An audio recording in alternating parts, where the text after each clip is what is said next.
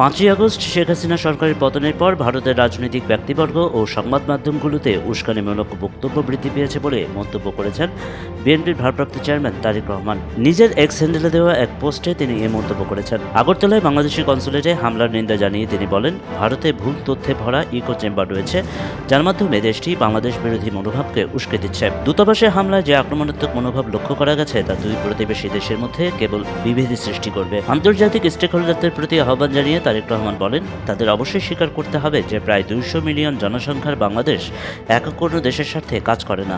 হাসিনার ক্ষমতাচ্যুতি হওয়ার কারণ উপলব্ধি করে বিশ্বকে নির্দিষ্ট কোনো রাজনৈতিক দলের বাইরে গিয়ে ঢাকা দিল্লির সম্পর্ক উপলব্ধি করতে হবে। তারেক রহমান জানান, শেখ হাসিনা ক্ষমতাচ্যুত হয়ে ভারতে পালিয়ে যাওয়ার পর বাংলাদেশের জনগণের সঙ্গে সঙ্গতি রেখে বাংলাদেশ ও ভারতের সম্পর্কের গুরুত্ব অনুধাবন করতে হবে। বিশেষ কোনো ব্যক্তি বা রাজনৈতিক দলের ঊর্ধ্বে উঠে দুই দেশের সম্পর্কের মূল্যায়নের ক্ষেত্রেও জোর দেন তিনি বলেন, বর্তমানে নানামুখী চ্যালেঞ্জের সম্মুখীন বাংলাদেশ, তবে মনে রাখতে হবে আমরা ধর্মীয় সম্প্রীতি এবং আঞ্চলিক সার্বভৌমত্বের দেশ ছিলাম এবং ভবিষ্যতেও থাকব। এখানে জাতি, ধর্ম, বর্ণ নির্বিশেষে প্রতিটি নাগরিকের অধিকার ও স্বাধীনতা সুরক্ষিত রয়েছে। দলীয় নেতাকর্মী সহ দেশের সবাইকে উস্কানির ফাঁদে পা না দেওয়ার আহ্বানও জানিয়েছেন বিএনপির ভারপ্রাপ্ত চেয়ারম্যান।